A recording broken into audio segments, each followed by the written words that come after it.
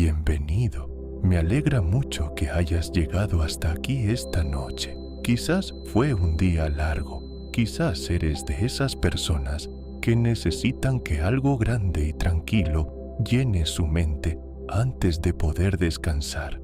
Algo que se mueva despacio. Algo que lleve existiendo mucho más tiempo que cualquier preocupación que puedas tener ahora mismo. De cualquier forma, este viaje es para ti. No tienes nada pendiente esta noche, nada que resolver, nada que recordar. Solo deja que tu cuerpo se hunda un poco más en donde estás, que tu respiración se vuelva más lenta y más profunda, que tus pensamientos pierdan urgencia y se vuelvan ligeros, como algo que flota en la superficie del agua, porque esta noche vamos a descender al océano, no a la orilla, no a la superficie que conocemos desde la playa, al océano de verdad, al que cubre el 71% de este planeta, al que tiene lugares que ningún ser humano ha visto jamás, al que guarda más secretos que cualquier otro lugar de la Tierra. Dato a dato, con calma y sin prisa. Algunos de los datos que escucharás esta noche te sorprenderán. Otros simplemente te acompañarán mientras te quedas dormido, y eso está perfectamente bien. Antes de comenzar, si estas exploraciones tranquilas te ayudan a terminar el día con más calma, considera suscribirte al canal. Ayudas a que más personas encuentren un lugar donde descansar la mente. Ahora sí, descendamos juntos. El océano cubre el 71% de la superficie de la Tierra, pero esa cifra, aunque impresionante, no captura completamente la escala de lo que estamos hablando. Si pudieras distribuir toda el agua de los océanos de manera uniforme sobre la superficie entera del planeta, incluidos los continentes, el agua tendría una profundidad de aproximadamente 2,7 kilómetros en todas partes. El océano no es una fina película de agua sobre la superficie de la Tierra. Es una masa de agua de dimensiones colosales que define la naturaleza física, química y biológica de este planeta, de maneras que apenas comenzamos a comprender completamente. El océano no es uno solo. Los geógrafos dividen la masa de agua que cubre la Tierra en 5 océanos: el Pacífico, el Atlántico, el Índico, el Ártico y el Antártico o Austral. Pero en realidad todos están conectados. El agua fluye libremente entre ellos sin ninguna barrera física real. La división en 5 océanos es una convención humana para facilitar el estudio y la navegación, no una realidad geográfica con límites naturales definidos. El océano es uno solo, una masa de agua continua e interconectada que rodea todos los continentes y conecta todos los rincones del planeta.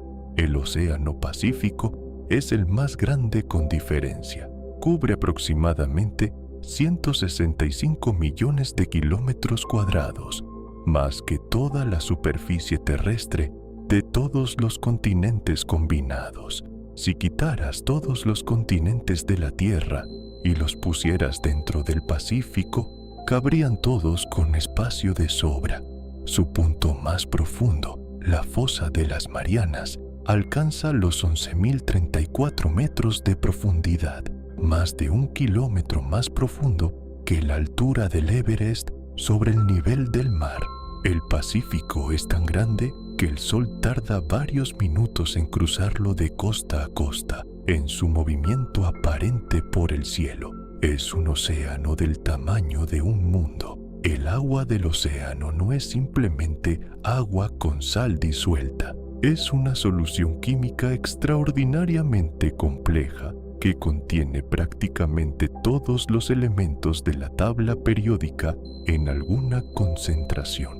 La salinidad media del océano es de aproximadamente 35 gramos de sal por kilómetro de agua, pero esa composición varía significativamente de un lugar a otro.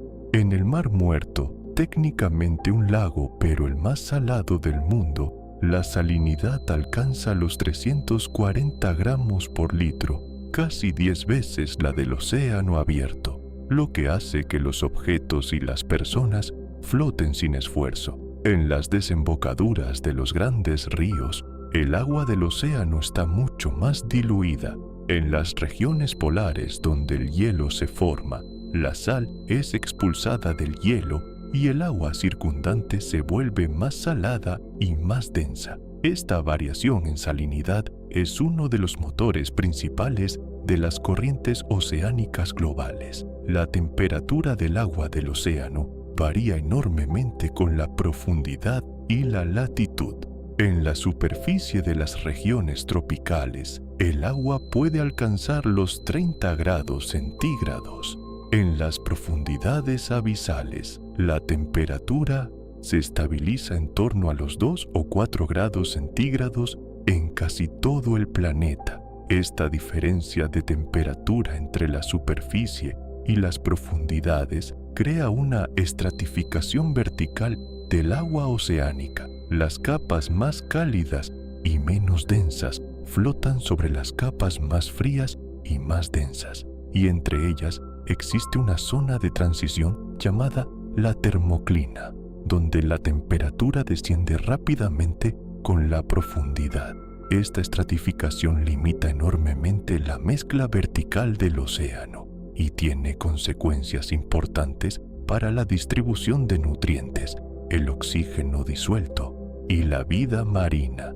La presión en el océano aumenta aproximadamente 1 atmósfera por cada 10 metros de profundidad. A 10 metros, la presión es el doble de la presión atmosférica en la superficie. A 100 metros es 11 veces mayor. A 1000 metros es 100 veces mayor. Y en el punto más profundo de la fosa de las Marianas, a más de 11 kilómetros de profundidad, la presión es de aproximadamente 1086 atmósferas, más de 1000 veces la presión que experimentamos en la superficie. Esa presión es suficiente para comprimir el agua del océano de manera medible. Si el océano no estuviera comprimido por su propio peso, el nivel del mar sería aproximadamente 36 metros más alto de lo que es. La presión en las grandes profundidades oceánicas es comparable a la que experimentaría un objeto bajo el peso de 50 aviones Jumbo, apilados sobre cada centímetro cuadrado de su superficie. La luz del sol penetra en el océano, pero no llega muy lejos. La zona donde llega suficiente luz para que los organismos fotosintéticos puedan crecer se llama zona fótica y se extiende hasta aproximadamente 200 metros de profundidad en las aguas más claras. La mayor parte de la vida marina visible y conocida habita en esta zona superficial iluminada. Por debajo de los 200 metros comienza la zona mesopelágica o zona crepuscular, donde llega algo de luz, pero insuficiente para la fotosíntesis. Por debajo de los 1000 metros comienza la oscuridad total, permanente e impenetrable. Más del 95% del volumen total del océano está en oscuridad permanente. El océano, visto en su totalidad, es fundamentalmente un lugar oscuro, frío y bajo una presión enorme. Lo que vemos desde la orilla o en los documentales sobre arrecifes de coral es apenas la superficie de algo mucho más vasto y mucho más oscuro. Las corrientes oceánicas son ríos de agua que fluyen dentro del océano, movidos por la diferencia de temperatura y salinidad entre masas de agua, por los vientos y por la rotación de la Tierra. La corriente del Golfo, por ejemplo, transporta una cantidad de agua aproximadamente 150 veces mayor que todos los ríos del mundo juntos. Fluye desde el Golfo de México hacia el norte, a lo largo de la costa este de América del Norte, y luego cruza el Atlántico hacia Europa, transportando agua cálida tropical que mantiene el clima de Europa Occidental mucho más templado de lo que correspondería a su latitud. Sin la corriente del Golfo, ciudades como Londres, París o Madrid tendrían inviernos significativamente más fríos. La temperatura de Europa Occidental está literalmente regulada por una corriente oceánica que fluye a miles de kilómetros de distancia. La circulación termohalina es el sistema de corrientes oceánicas profundas que conecta todos los océanos del mundo en un único sistema de circulación global. Se llama termohalina porque está impulsada por diferencias de temperatura y salinidad entre masas de agua. Funciona así. En el Atlántico Norte, el agua cálida transportada por la corriente del Golfo se enfría y se vuelve más salada por la evaporación, aumentando su densidad hasta el punto en que se hunde hacia las profundidades.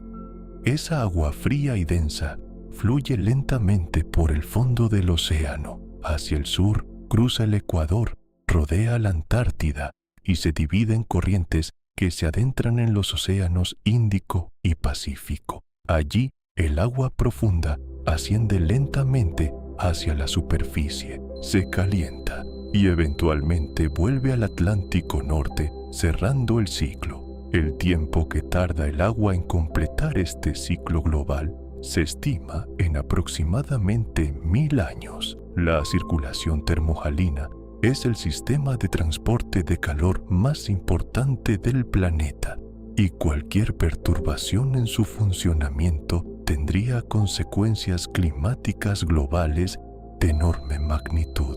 Las olas del océano son generadas principalmente por el viento. Cuando el viento sopla sobre la superficie del agua, transfiere energía al agua generando ondulaciones que crecen en tamaño a medida que el viento sopla durante más tiempo y sobre distancias mayores. Las olas no son masas de agua que se desplazan horizontalmente. Son ondas de energía que se propagan a través del agua. Una botella flotando en la superficie sube y baja con el paso de las olas, pero no avanza significativamente en la dirección de propagación de las olas. Son los patrones de energía los que viajan, no el agua en sí. Las olas más grandes jamás registradas con instrumentos alcanzaron alturas de más de 30 metros, equivalentes a un edificio de 10 pisos. Estas olas gigantes se forman en tormentas oceánicas de gran intensidad y pueden viajar miles de kilómetros desde su punto de origen antes de llegar a una costa. Las mareas son otro tipo de movimiento del océano, completamente diferente a las olas. Las mareas son causadas principalmente por la atracción gravitacional de la Luna y en menor medida del Sol sobre la masa de agua del océano. La Luna atrae el agua del lado de la Tierra más cercano a ella, creando una protuberancia de agua en ese lado, y simultáneamente la fuerza centrífuga de la rotación del sistema Tierra-Luna crea otra protuberancia en el lado opuesto. A medida que la Tierra rota bajo estas protuberancias, los puntos de la costa experimentan 2 mareas altas y 2 mareas bajas cada día aproximadamente. La diferencia entre la marea alta y la marea baja varía enormemente según la geografía local. En el mar Mediterráneo, las mareas son apenas perceptibles, de apenas unos pocos centímetros. En la bahía de Fundy, en Canadá, la diferencia entre marea alta y marea baja puede superar los 16 metros, la mayor amplitud de mareas registrada en el mundo. El sonido viaja a través del agua de manera muy diferente a cómo viaja a través del aire. En el agua, el sonido se propaga aproximadamente 4 veces más rápido que en el aire, a unos 1500 metros por segundo. Esto significa que el océano es un medio excelente para la propagación del sonido a largas distancias. Existe en el océano una capa especial llamada el canal SOFAR, que se encuentra a una profundidad de entre 600 y 900 metros en la mayoría de los océanos. En esa capa, la velocidad del sonido tiene un mínimo local que actúa como una guía de onda natural, atrapando el sonido y permitiéndole viajar distancias extraordinarias con muy poca pérdida de energía. Las ballenas azules usan el canal SOFAR para comunicarse con otras ballenas a distancias de miles de kilómetros. Los submarinos militares también explotan este canal para la comunicación y la detección, y los vulcanólogos lo usan para detectar erupciones submarinas en el otro extremo del planeta. El océano absorbe enormes cantidades de dióxido de carbono de la atmósfera. Se estima que el océano ha absorbido aproximadamente el 30% de todo el dióxido de carbono emitido por la actividad humana desde la revolución industrial. Esto ha ralentizado el calentamiento global de manera significativa, pero tiene un costo. Cuando el dióxido de carbono se disuelve en el agua del mar, reacciona con el agua para formar ácido carbónico, lo que hace que el agua del océano sea progresivamente más ácida. El pH del océano ha disminuido en aproximadamente 0,1 unidades desde la era preindustrial, lo que puede parecer poco, pero representa un aumento de la acidez de aproximadamente el 26% debido a la escala logarítmica del pH. Esta acidificación del océano tiene consecuencias graves para los organismos que construyen sus conchas o esqueletos de carbonato de calcio, como los corales, los moluscos y muchos tipos de plancton. La acidificación del océano es uno de los efectos menos conocidos, pero más potencialmente devastadores del cambio climático. El color del océano no es siempre azul. La percepción del color del agua del mar depende de muchos factores. En aguas profundas y limpias, lejos de la costa, el océano es de un azul intenso y profundo porque el agua absorbe preferentemente las longitudes de ondas rojas e infrarrojas de la luz solar y refleja y dispersa las longitudes de ondas azules. Pero en aguas costeras ricas en fitoplancton, el color puede virar hacia el verde porque la clorofila y otros pigmentos fotosintéticos absorben la luz azul y roja y reflejan la luz verde. En zonas con mucho sedimento en suspensión, el agua puede parecer marrón o amarillenta. El mar rojo debe su nombre no a su color, sino a las floraciones periódicas de cianobacterias rojizas que tiñen sus aguas. El mar negro debe su nombre a la oscuridad de sus aguas profundas, ricas en sulfuro de hidrógeno y prácticamente sin oxígeno por debajo de los 200 metros. El color del océano es un reflejo de su química, su biología y su geología local. El océano tiene montañas, volcanes y cordilleras que hacen que las estructuras continentales parezcan pequeñas en comparación. La dorsal mesoatlántica es una cadena montañosa submarina que recorre el Atlántico de norte a sur a lo largo de unos 16.000 kilómetros, con picos que en algunos casos superan los 2.000 metros sobre el fondo oceánico. Es la cadena montañosa más larga de la Tierra, mucho más larga que los Andes o el Himalaya. Forma parte del sistema global de dorsales oceánicas que recorre todos los océanos del mundo con una longitud total de aproximadamente 65.000 kilómetros, el rasgo geológico más extenso de la superficie del planeta. A lo largo de estas dorsales, el magma del interior de la Tierra asciende continuamente, creando nueva corteza oceánica y empujando lentamente los continentes en el proceso que llamamos expansión del fondo oceánico. Las fosas oceánicas son las regiones más profundas del océano y algunas de las estructuras más espectaculares de la geología terrestre. Se forman en las zonas de subducción, donde una placa tectónica oceánica se hunde bajo otra placa en el manto terrestre. La fosa de las Marianas, en el Pacífico Occidental, es la más profunda conocida, con su punto más profundo, el Challenger Deep, a 11.034 metros bajo la superficie. Para poner esa profundidad en perspectiva, si colocaras el monte Everest en el fondo de la fosa de las Marianas, su cima estaría todavía a más de 2 kilómetros bajo la superficie del océano. La fosa de las Marianas ha sido visitada por seres humanos solo unas pocas veces en la historia. En 1960, Jack Picard y Don Walsh descendieron en el batiscafo Trieste hasta el fondo, en un viaje que duró varias horas. En 2012, el director de cine James Cameron realizó el segundo descenso tripulado al Challenger Deep en un sumergible diseñado específicamente para esa misión.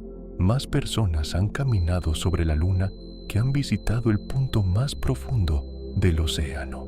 Los tsunamis son olas oceánicas generadas por terremotos, erupciones volcánicas o deslizamientos submarinos que desplazan repentinamente grandes volúmenes de agua. En mar abierto, un tsunami puede ser casi imperceptible, con una altura de apenas unos pocos metros, pero una longitud de ola de cientos de kilómetros y viajando a velocidades de hasta 800 kilómetros por hora, comparable a la velocidad de un avión comercial.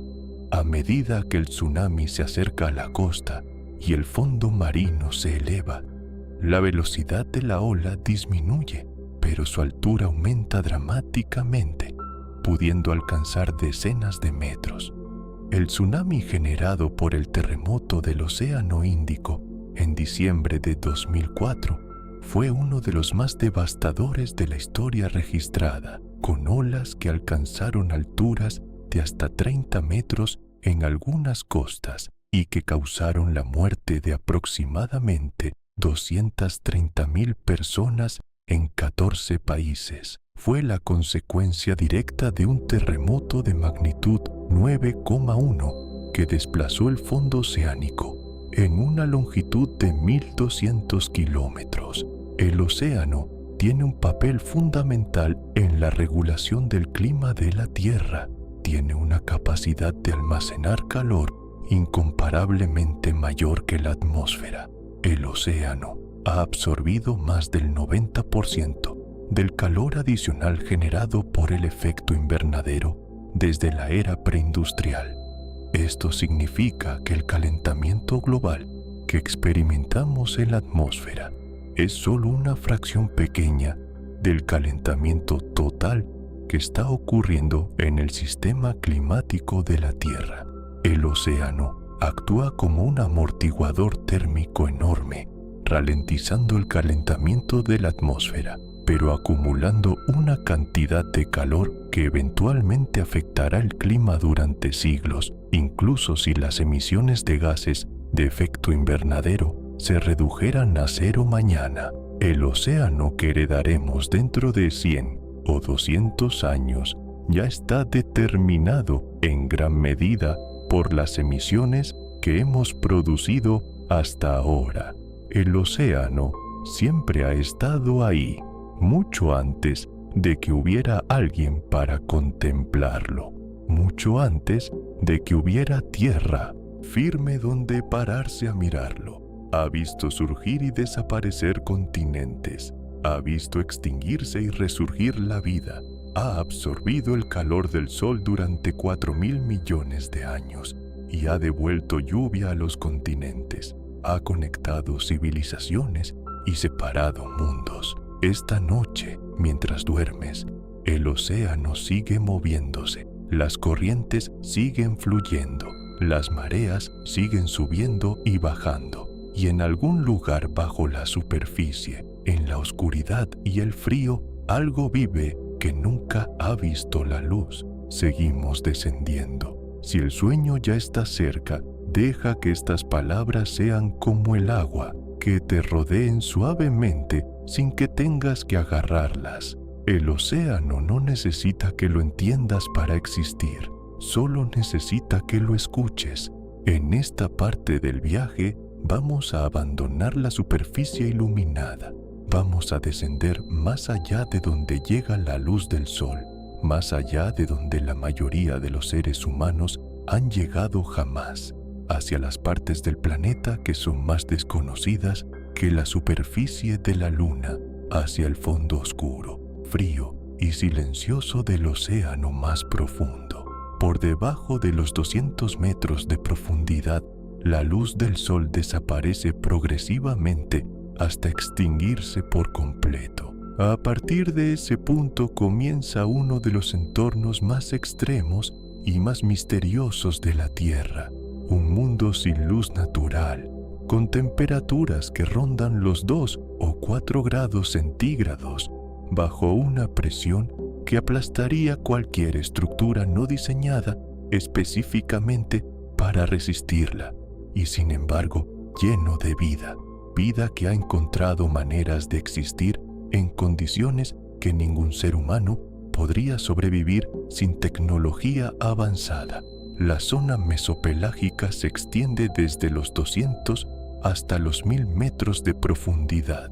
Es la zona crepuscular del océano, donde llega algo de luz, pero insuficiente para la fotosíntesis. A pesar de esta oscuridad casi total, es una zona extraordinariamente rica en vida animal. Muchos organismos de esta zona realizan migraciones verticales diarias, ascendiendo hacia la superficie durante la noche para alimentarse del plancton que abunda en las aguas iluminadas y descendiendo de nuevo a la oscuridad durante el día para evitar a los depredadores. Estas migraciones verticales diarias son el mayor movimiento de biomasa del planeta. Cada noche, billones de organismos suben y bajan cientos de metros en un ciclo regulado por la luz que nunca han visto directamente, pero que detectan con sus fotorreceptores especializados. Es una migración masiva que ocurre cada día en todo el océano, sin que casi nadie la note desde la superficie. La bioluminiscencia es quizás la característica más extraordinaria de la vida en las profundidades oceánicas. Se estima que entre el 76 y el 90% de los animales que viven en la zona mesopelágica y más abajo son capaces de producir su propia luz. La bioluminiscencia es la producción de luz mediante reacciones químicas en los tejidos de los organismos, sin generar calor significativo. Es una luz fría y eficiente que se produce cuando una molécula llamada luciferina reacciona con el oxígeno en presencia de una enzima llamada luciferasa. Los organismos marinos usan la bioluminiscencia para una variedad de propósitos. Algunos la usan para atraer presas hacia sus bocas en la oscuridad. Otros la usan para comunicarse con miembros de su misma especie. Algunos la usan como contramedida, iluminando su vientre para disimularse contra la tenue luz que viene de arriba y no proyectar sombra hacia los depredadores que acechen debajo. Y algunos producen destellos de luz para deslumbrar o confundir a los depredadores que los atacan. Si pudieras sumergirte en el océano profundo con todos los instrumentos de observación apagados, verías un espectáculo de luz continuo, destellos, pulsos y resplandores de colores que van del azul al verde, producidos por organismos que nunca han sido iluminados por la luz del sol. El pez linterna es uno de los organismos más abundantes de la zona mesopelágica y uno de los peces más numerosos del planeta en términos de biomasa total. Tiene hileras de órganos luminosos llamados fotóforos a lo largo de su cuerpo, que produce patrones de luz específicos según la especie y el sexo. A pesar de que mide apenas unos pocos centímetros, el pez linterna es un componente fundamental de los ecosistemas oceánicos profundos. es una presa importante para atunes, tiburones, ballenas dentadas y muchas aves marinas, y es un participante clave en el ciclo del carbono oceánico, transportando carbono desde la superficie hacia las profundidades a través de su metabolismo y sus excrementos durante las migraciones verticales diarias. La zona batipelágica se extiende desde los 1000 hasta los 4000 metros de profundidad. Aquí la oscuridad es total y permanente. No hay ninguna variación de luz entre el día y la noche. La temperatura es de entre 2 y 4 grados centígrados de manera constante. La presión es de entre 100 y 400 atmósferas. Y sin embargo, la vida persiste, aunque con una densidad mucho menor que en las zonas superiores. Los animales de esta zona están adaptados a un ambiente donde la comida es escasa y donde el encuentro con otro ser vivo, sea presa, pareja o depredador, es un evento relativamente raro. Muchos tienen bocas enormes en relación a su tamaño corporal para no desperdiciar ninguna oportunidad de alimentarse cuando se presenta.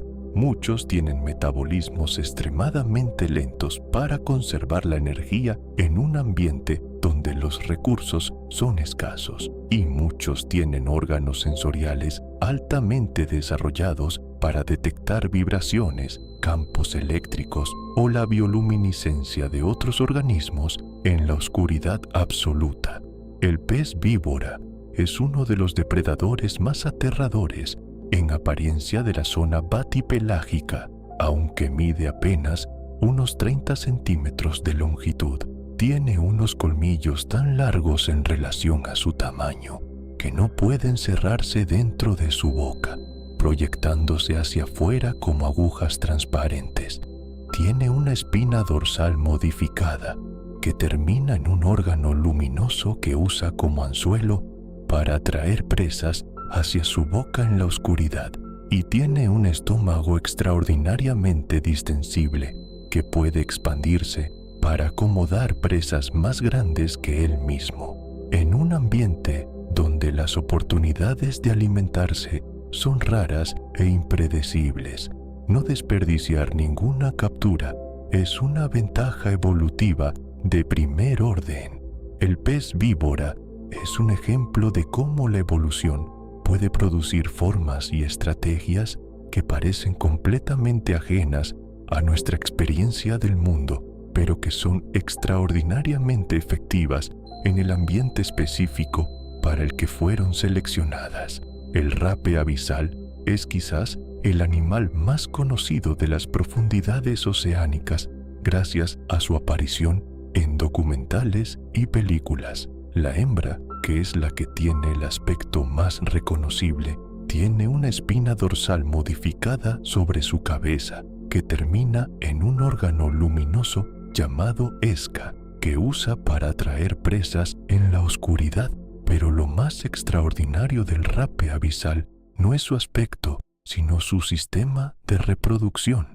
Los machos son radicalmente diferentes a las hembras, mucho más pequeños, sin el órgano luminoso y aparentemente incapaces de alimentarse por sí mismos de manera sostenida en el ambiente abisal. Cuando un macho joven encuentra una hembra, se adhiere a ella mordiéndola en cualquier parte del cuerpo. Con el tiempo, los tejidos del macho se fusionan con los de la hembra a nivel celular, sus sistemas circulatorios se conectan y el macho se convierte literalmente en un parásito permanente de la hembra, recibiendo nutrientes a través de su sistema circulatorio y proporcionando a cambio esperma cuando la hembra está lista para reproducirse. Una hembra puede llevar adheridos varios machos simultáneamente. Es uno de los sistemas de reproducción más extraños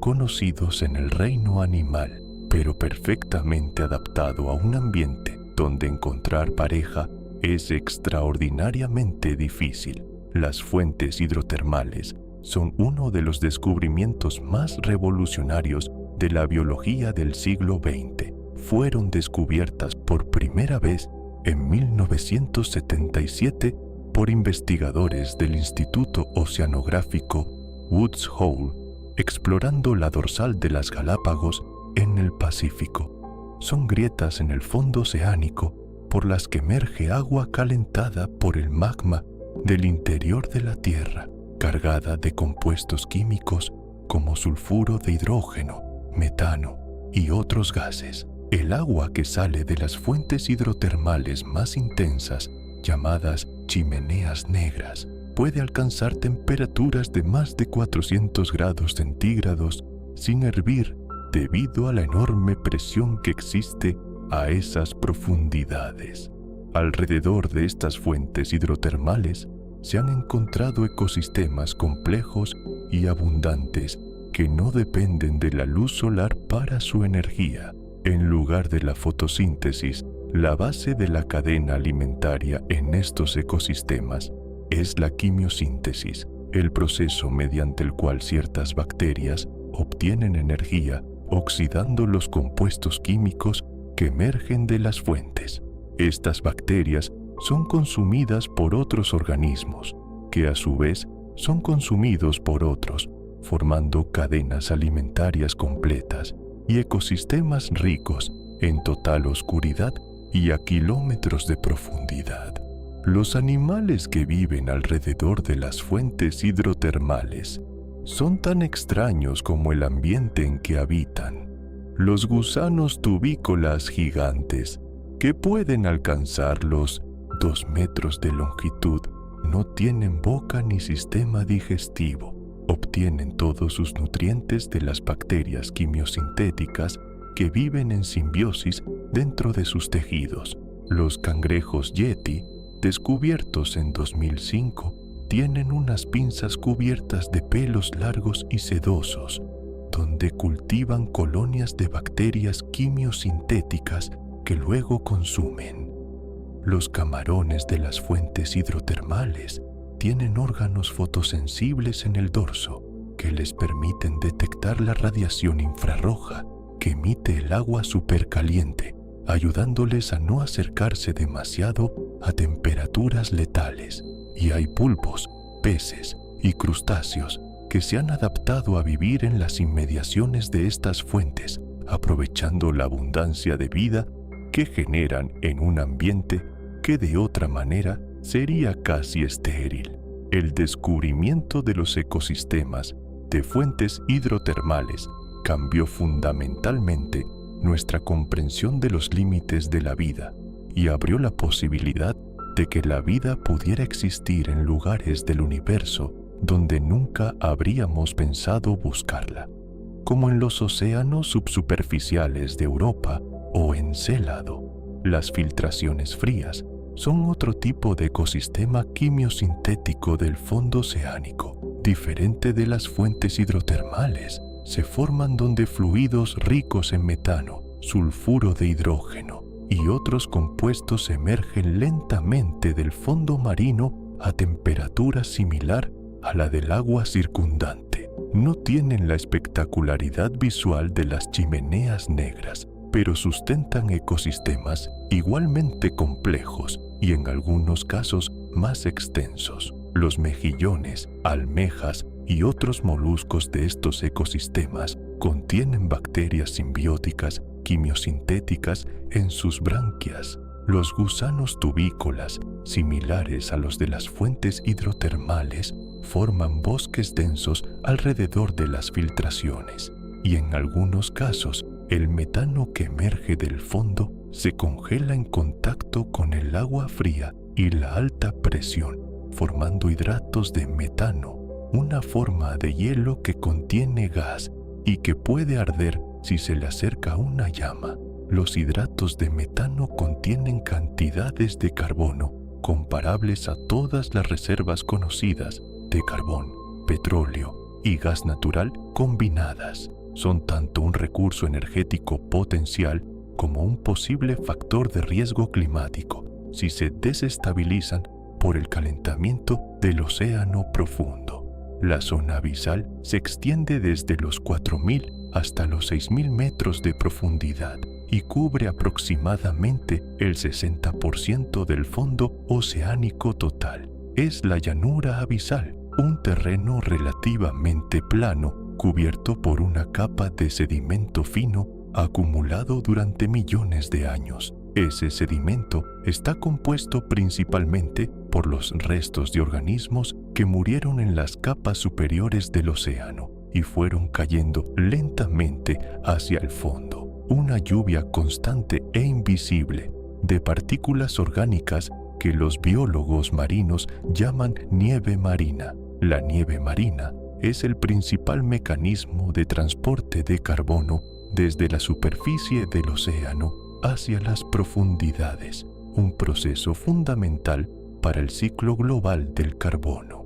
Sin la nieve marina, el carbono que los organismos fotosintéticos capturan de la atmósfera en la superficie volvería rápidamente a la atmósfera cuando esos organismos murieran, en lugar de ser enterrado en los sedimentos del fondo oceánico. La nieve marina es una de las razones por las que el océano es un sumidero neto de carbono. Los pepinos de mar son los animales más abundantes de las llanuras abisales en términos de biomasa. Son equinodermos, parientes de las estrellas de mar y los erizos, con cuerpos blandos y elongados que se arrastran lentamente por el fondo oceánico, ingiriendo sedimento y extrayendo la materia orgánica que contiene. En algunas regiones de las llanuras abisales, los pepinos de mar pueden representar más del 90% de la biomasa animal total. Son los agricultores del fondo oceánico, procesando continuamente el sedimento y reciclando los nutrientes que contiene. En algunas especies, cuando son atacados por un depredador, son capaces de expulsar sus propios órganos internos a través del ano como mecanismo de defensa, mientras los órganos expulsados distraen al depredador y el animal regenera los órganos perdidos con el tiempo. Es una estrategia de supervivencia que no tiene equivalente entre los animales terrestres que conocemos. La zona Hadal es la parte más profunda del océano, por debajo de los 6.000 metros de profundidad. Solo existen las fosas oceánicas, aquellas grietas profundas en el fondo del océano que se forman en las zonas de subducción. La fosa de las Marianas, la fosa de Tonga, la fosa de Kuriles, la fosa de Filipinas son los lugares más remotos e inaccesibles de la Tierra. La presión en la zona Hadal supera las 600 atmósferas. La temperatura ronda los 2 grados centígrados y, sin embargo, incluso aquí existe vida. En 2012, cuando James Cameron descendió al Challenger Deep, encontró microorganismos, pequeños crustáceos llamados anfípodos y rastros de sedimento biológico. Los anfípodos hadales, que son crustáceos similares a los camarones, pero adaptados a las presiones extremas de las fosas más profundas, pueden alcanzar tamaños de hasta 34 centímetros, mucho más grandes que sus parientes de aguas menos profundas, un fenómeno llamado gigantismo abisal, que se observa en varios grupos de animales de las grandes profundidades y que podría estar relacionado con la escasez de alimento, la temperatura extremadamente baja o la alta presión del ambiente. El gigantismo abisal es uno de los fenómenos más fascinantes y menos comprendidos de la biología marina. En las grandes profundidades del océano, varias especies de animales alcanzan tamaños mucho mayores que sus parientes de aguas más superficiales. El calamar gigante, Architeuthis dux, puede alcanzar los 13 metros de longitud total, incluyendo los tentáculos. El calamar colosal, Mesonychoteuthis hamiltoni, puede ser aún más masivo, aunque algo más corto, con ojos del tamaño de un plato de 30 centímetros de diámetro, los ojos más grandes conocidos en el reino animal. La araña de mar gigante, un picnogónido, puede alcanzar una envergadura de 70 centímetros en las aguas antárticas profundas. El isópodo gigante, pariente de las cochinillas terrestres, puede superar los 50 centímetros de longitud. Las hipótesis para explicar el gigantismo abisal incluyen la mayor longevidad de los animales en aguas frías, que les da más tiempo para crecer, la menor tasa metabólica en ambientes fríos, que favorece el crecimiento sobre la reproducción, y la posibilidad de que en ambientes con comida escasa, los individuos más grandes tengan ventaja en las competiciones por los recursos disponibles. El calamar gigante fue durante siglos un animal legendario, conocido solo por los marineros, que afirmaban haber visto monstruos marinos capaces de hundir barcos. En la mitología nórdica, el kraken era un monstruo marino de proporciones devastadoras, que podría ser una versión exagerada de avistamientos reales de calamares gigantes. Los restos de calamares gigantes, como los picos y los tentáculos, eran encontrados en los estómagos de cachalotes varados en las costas, pero durante mucho tiempo no se había podido fotografiar ni filmar a estos animales vivos en su hábitat natural.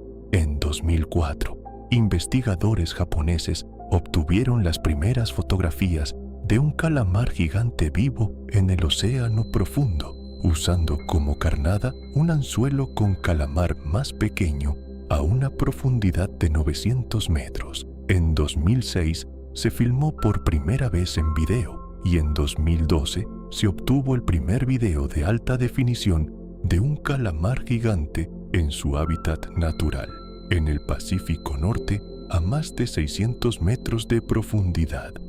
Era un animal que la humanidad había temido durante milenios y que tardó siglos en ser observado directamente. Los océanos profundos son el mayor hábitat de la Tierra en términos de volumen y el menos explorado. Se estima que menos del 20% del fondo oceánico ha sido cartografiado con alta resolución. Tenemos mapas más detallados de la superficie de Marte que del fondo de nuestros propios océanos. Las razones son prácticas. Explorar el fondo oceánico es extraordinariamente costoso y tecnológicamente complejo. Los vehículos sumergibles capaces de alcanzar las zonas más profundas son pocos en el mundo y su construcción y operación requieren inversiones enormes.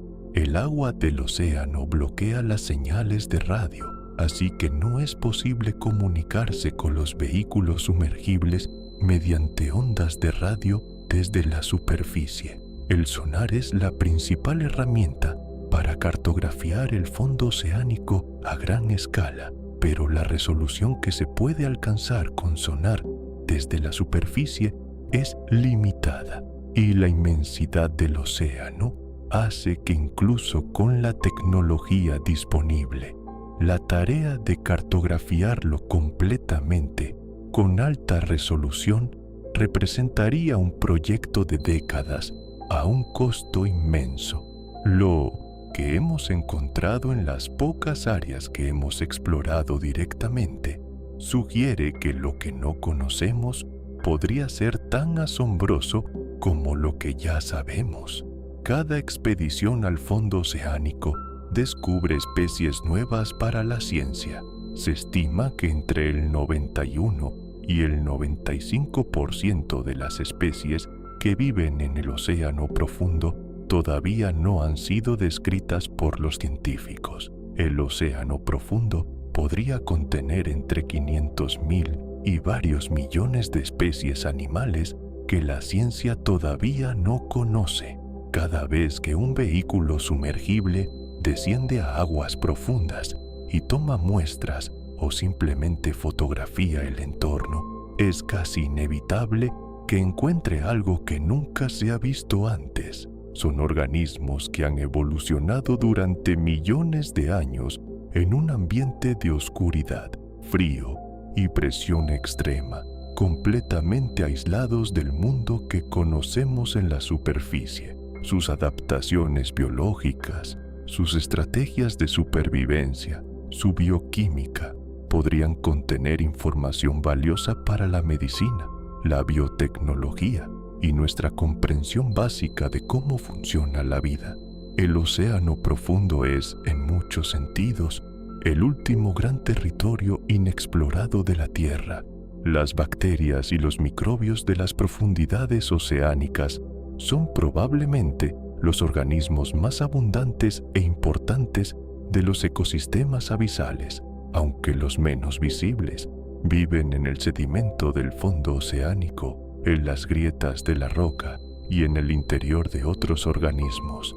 Algunas bacterias abisales tienen tasas metabólicas tan extremadamente lentas que se reproducen apenas una vez cada miles de años. Los científicos han recuperado bacterias viables de sedimentos con millones de años de antigüedad, organismos que han estado vivos y activos, aunque extremadamente despacio, durante períodos de tiempo que superan la existencia de nuestra especie por un factor de miles. Estas bacterias de crecimiento ultralento son fundamentales para el ciclo de los nutrientes en el fondo oceánico, procesando la materia orgánica enterrada en el sedimento y reciclando los elementos que contiene de vuelta al sistema oceánico. Sin estos microbios invisibles e increíblemente pacientes, el fondo oceánico sería un cementerio de materia orgánica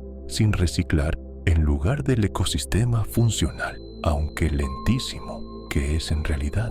Hemos descendido muy lejos esta noche, desde la zona crepuscular donde los peces lanterna hacen su migración diaria, pasando por la oscuridad total, donde los depredadores brillan para atraer a sus presas, hasta las llanuras abisales cubiertas de nieve marina y los ecosistemas de las fuentes hidrotermales, donde la vida existe sin necesidad de luz solar. El fondo del océano es el lugar más silencioso y más tranquilo de la Tierra. Ningún viento, ninguna tormenta, ninguna luz, solo el frío, la presión y la quietud de millones de metros cúbicos de agua sobre tu cabeza. Deja que esa quietud te acompañe mientras te quedas dormido. Si el sueño ya está muy cerca, perfecto. Deja que estas palabras sean el último pensamiento tranquilo antes de que todo se vuelva quieto y oscuro, como el fondo del océano que acabamos de visitar. En esta última parte del viaje, vamos a volver hacia la superficie, hacia la vida que conocemos y la que no conocemos, hacia las criaturas más grandes que han existido en la Tierra, hacia los ecosistemas más ricos del planeta y hacia la relación profunda e íntima entre el océano y todo lo que vive en este mundo, incluidos nosotros. La vida surgió en el océano hace aproximadamente 3.800 millones de años, en un planeta que no tenía oxígeno en su atmósfera, que era bombardeado constantemente por meteoritos y cuya superficie terrestre era un lugar inhóspito y volcánicamente activo. Las primeras formas de vida aparecieron en el agua. Las evidencias más antiguas de vida que conocemos son estructuras microscópicas encontradas en rocas sedimentarias de Australia Occidental con una antigüedad de entre 3.400 y 3.500 millones de años. Estas primeras formas de vida eran organismos unicelulares simples, sin núcleo definido, parecidos a las bacterias actuales. Vivían en el océano primitivo, obteniendo energía de reacciones químicas o de la luz solar, sin producir oxígeno como subproducto. La gran oxigenación de la atmósfera terrestre fue obra de organismos oceánicos. Hace aproximadamente 2.400 millones de años, un grupo de cianobacterias desarrolló la capacidad de realizar la fotosíntesis oxigénica. produciendo oxígeno como subproducto de la captura de energía solar. Durante cientos de millones de años, esas cianobacterias fueron liberando oxígeno al agua y a la atmósfera. Al principio, el oxígeno libre era absorbido rápidamente por el hierro disuelto en el océano, oxidándolo y precipitándolo al fondo, formando las enormes capas de hierro oxidado que hoy constituyen las principales reservas mundiales de mineral de hierro. Cuando el hierro disuelto se agotó, el oxígeno comenzó a acumularse en la atmósfera. Para la mayoría de los organismos que existían en ese momento, el oxígeno era un veneno letal. El gran evento de oxigenación fue la mayor catástrofe ecológica de la historia de la Tierra, eliminando la mayor parte de la vida anaerobia que existía. Pero para los organismos que desarrollaron la capacidad de tolerar y luego utilizar el oxígeno, fue el comienzo de una nueva era de posibilidades evolutivas. Respiramos el oxígeno que organismos oceánicos pusieron en nuestra atmósfera hace miles de millones de años. El fitoplancton es la base de casi toda la vida marina y uno de los componentes más importantes del sistema climático de la Tierra. Son organismos microscópicos fotosintéticos que flotan en las capas superficiales iluminadas del océano y que, mediante la fotosíntesis, convierten el dióxido de carbono disuelto en el agua y la energía solar en materia orgánica y oxígeno. Se estima que el fitoplancton produce aproximadamente el 50% de todo el oxígeno de la atmósfera terrestre. Cada 2 respiraciones que das, una de ellas es gracias al fitoplancton oceánico, no a los bosques, no a las plantas terrestres, sino a organismos microscópicos que flotan en el océano y que la mayoría de las personas nunca han visto ni pensado. El fitoplancton es también el punto de entrada de la energía solar en las cadenas alimentarias marinas. Es consumido por el zooplancton, que es consumido por peces pequeños, que son consumidos por peces más grandes, y así sucesivamente hasta los depredadores más grandes del océano. Las ballenas azules son los animales más grandes que han existido en la historia de la Tierra, con longitudes de hasta 33 metros y pesos de hasta 200 toneladas, superan en tamaño a cualquier dinosaurio conocido. Su corazón puede pesar hasta 180 kilogramos y es lo suficientemente grande como para que un ser humano pudiera gatear por sus arterias principales. Sus crías nacen con un peso de aproximadamente 2.700 kilogramos y aumentan de peso a una velocidad de hasta 90 kilogramos por día durante los primeros meses de vida, alimentadas exclusivamente con la leche de su madre. Y a pesar de su tamaño colosal, las ballenas azules se alimentan principalmente de krill, pequeños crustáceos de apenas unos centímetros de longitud, filtrando enormes volúmenes de agua a través de las placas de ballena que tienen en lugar de dientes.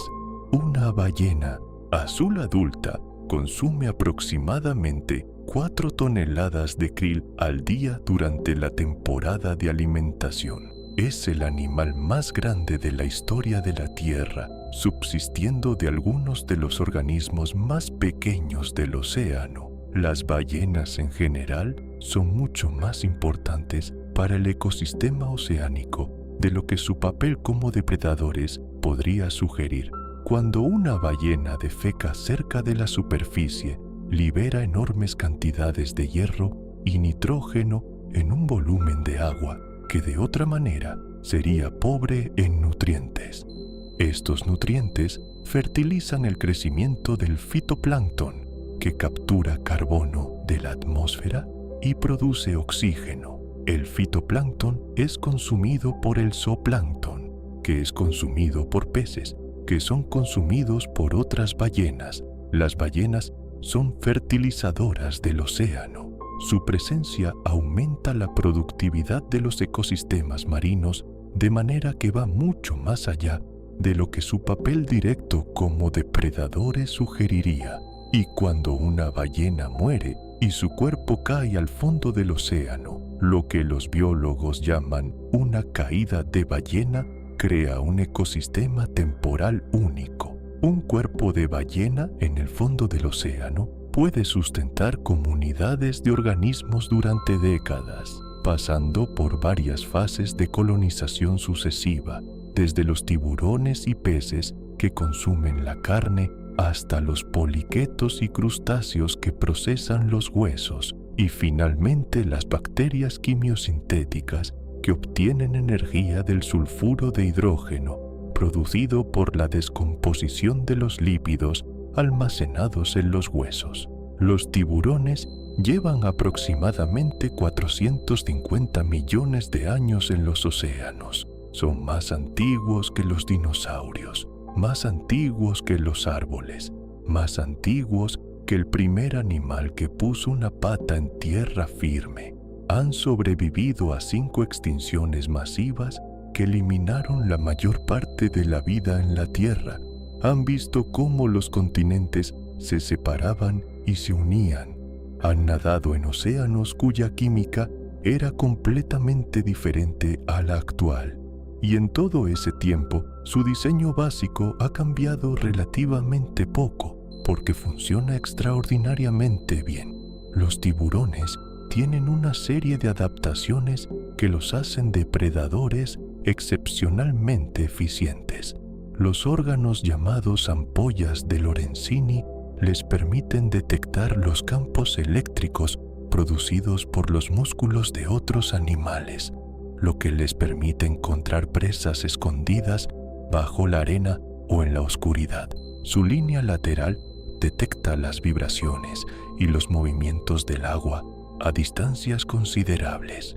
Muchas especies tienen dientes que se reemplazan continuamente a lo largo de toda su vida, pudiendo perder y reemplazar decenas de miles de dientes a lo largo de su existencia.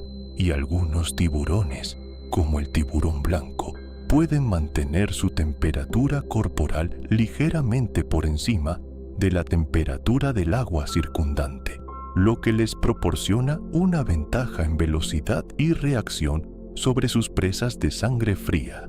Los pulpos son considerados los invertebrados más inteligentes del planeta y uno de los casos más fascinantes de inteligencia convergente en la naturaleza. Su sistema nervioso es extraordinariamente complejo, con aproximadamente 500 millones de neuronas, más que cualquier otro invertebrado.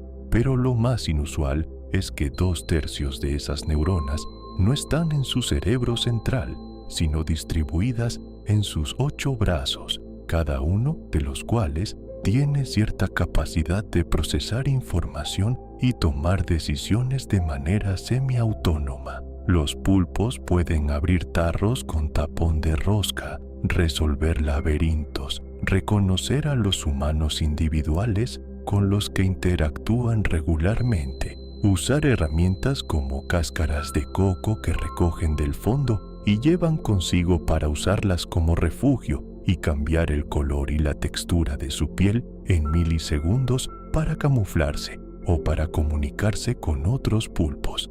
Y todo esto en un animal cuya vida media es de apenas 1 a 3 años. La inteligencia de los pulpos es el resultado de una evolución completamente independiente de la inteligencia de los vertebrados, que se separó del linaje de los cefalópodos hace aproximadamente 500 millones de años. Lo que los pulpos y los humanos tienen en común en términos de inteligencia es el resultado de la evolución encontrando soluciones similares a problemas similares por caminos completamente diferentes. Los arrecifes de coral son los ecosistemas más biodiversos del océano y entre los más biodiversos de la Tierra, aunque cubren menos del 1% del fondo oceánico. albergan aproximadamente el 25% de todas las especies marinas conocidas.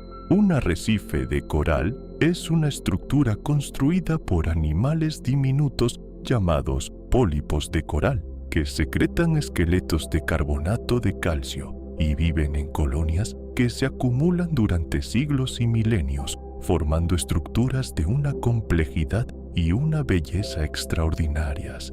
La Gran Barrera de Coral de Australia, el sistema de arrecifes más grande del mundo, se extiende a lo largo de más de 2.300 kilómetros. Es visible desde el espacio y alberga más de 1.500 especies de peces, 4.000 especies de moluscos y 240 especies de aves. Es la estructura biológica más grande del planeta, construida por organismos que individualmente no son más grandes que una uña.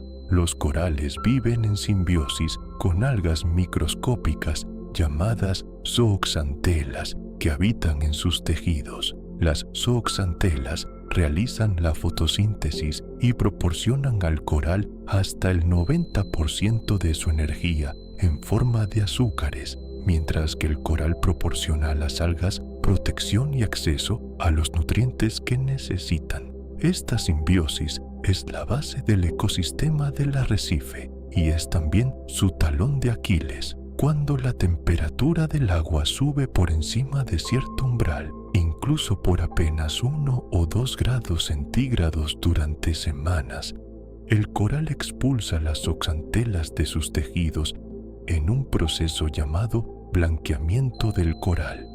Sin las algas, el coral pierde su color y su fuente principal de energía. Si las temperaturas vuelven a la normalidad rápidamente, el coral puede recuperarse. Pero si el estrés térmico se prolonga, el coral muere. El calentamiento de los océanos por el cambio climático está causando episodios de blanqueamiento masivo cada vez más frecuentes y más intensos en arrecifes de todo el mundo.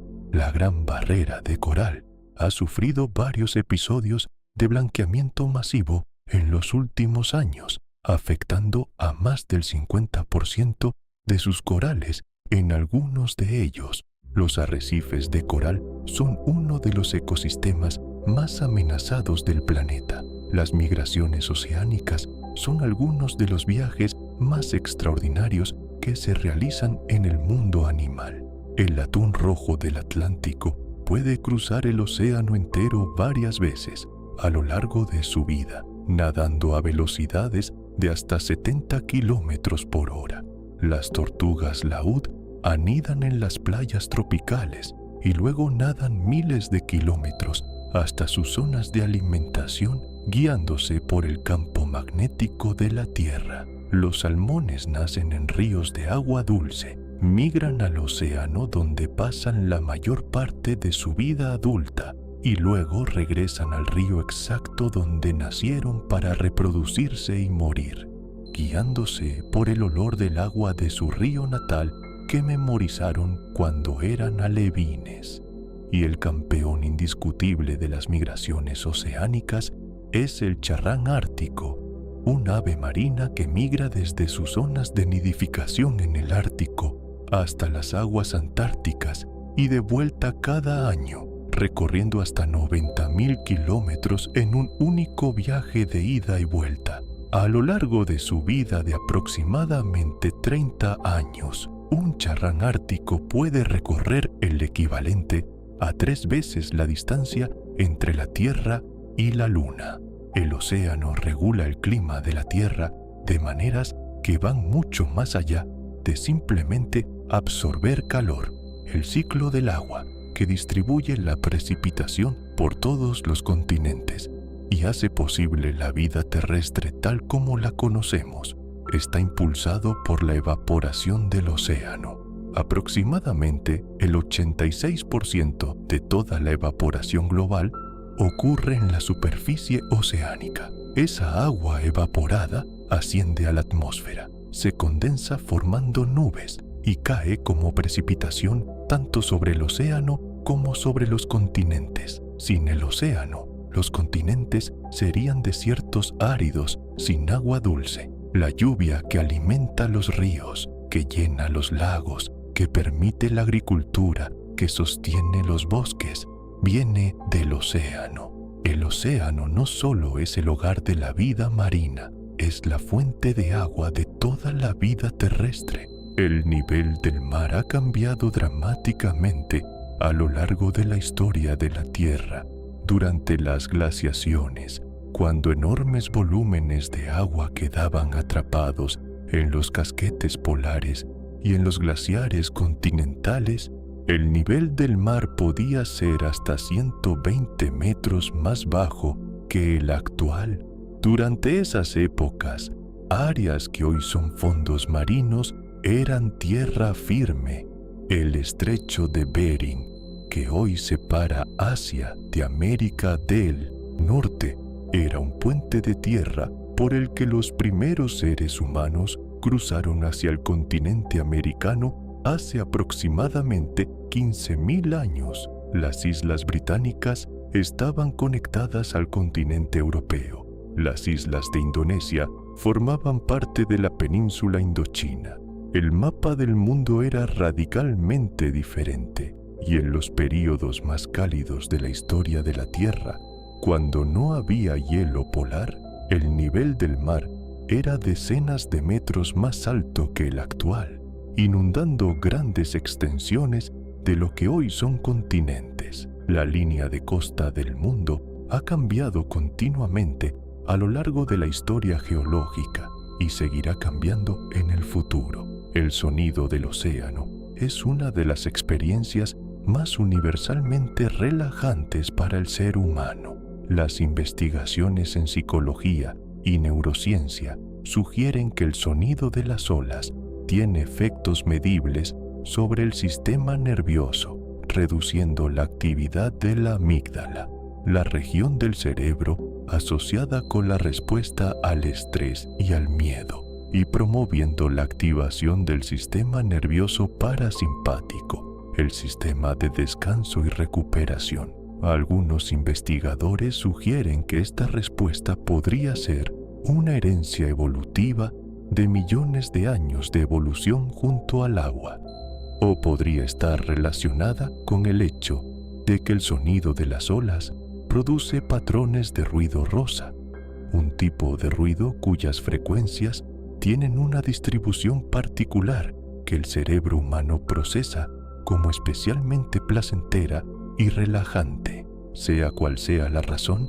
el sonido del océano lleva a los seres humanos hacia la calma de una manera que pocas otras cosas en la naturaleza pueden igualar. No es casualidad que estés escuchando esto esta noche. El océano tiene memoria, no en el sentido biológico, sino en el sentido físico. Las masas de agua del océano profundo que hoy circulan por el fondo del Atlántico se formaron en la superficie del océano hace cientos o miles de años. Llevan consigo las condiciones de temperatura, salinidad y composición química de la época en que se sumergieron. Los científicos pueden muestrear estas masas de agua profunda y reconstruir las condiciones climáticas de la superficie oceánica en el pasado, obteniendo información sobre el clima de épocas históricas y prehistóricas con una resolución y una precisión que complementan otros registros paleoclimáticos como los núcleos de hielo o los sedimentos de los lagos. El océano profundo es un archivo del clima pasado de la Tierra, un registro físico de las condiciones que existieron en la superficie siglos o milenios atrás, preservado en las propiedades físicas y químicas de masas de agua que desde entonces han estado circulando lentamente por las profundidades. La desalinización, el proceso de eliminar la sal del agua del mar para hacerla potable, es una tecnología cada vez más importante en un mundo donde el agua dulce es un recurso escaso en muchas regiones. Las plantas de desalinización modernas usan principalmente un proceso llamado ósmosis inversa, en el que el agua del mar se fuerza a través de membranas semipermeables bajo alta presión, dejando atrás la sal y los minerales disueltos. Hoy en día existen más de 20.000 plantas de desalinización en todo el mundo, produciendo más de 95 millones de metros cúbicos de agua potable al día. Arabia Saudita, los Emiratos Árabes Unidos e Israel dependen en gran medida de la desalinización para su suministro de agua potable. Con el cambio climático intensificando la escasez de agua en muchas regiones del mundo, la desalinización podría convertirse en una tecnología fundamental para garantizar el acceso al agua potable en las próximas décadas. El océano, que contiene el 97% del agua de la Tierra, podría ser la mayor reserva de agua potable potencial del planeta si los costes energéticos de la desalinización siguen bajando. El futuro del océano está profundamente ligado al futuro de la civilización humana. El océano absorbe el calor del calentamiento global, regulando la temperatura de la atmósfera a un coste creciente para sus propios ecosistemas. Absorbe el dióxido de carbono que emitimos, ralentizando el cambio climático a expensas de su propia acidificación. Produce la mitad del oxígeno que respiramos. Regula el ciclo del agua que hace posible la vida terrestre. Alberga la mayor biodiversidad del planeta y proporciona alimento a más de 3.000 millones de personas en todo el mundo, siendo la principal fuente de proteína animal para una gran parte de la humanidad. Lo que le ocurra al océano en las próximas décadas y siglos nos ocurrirá a nosotros.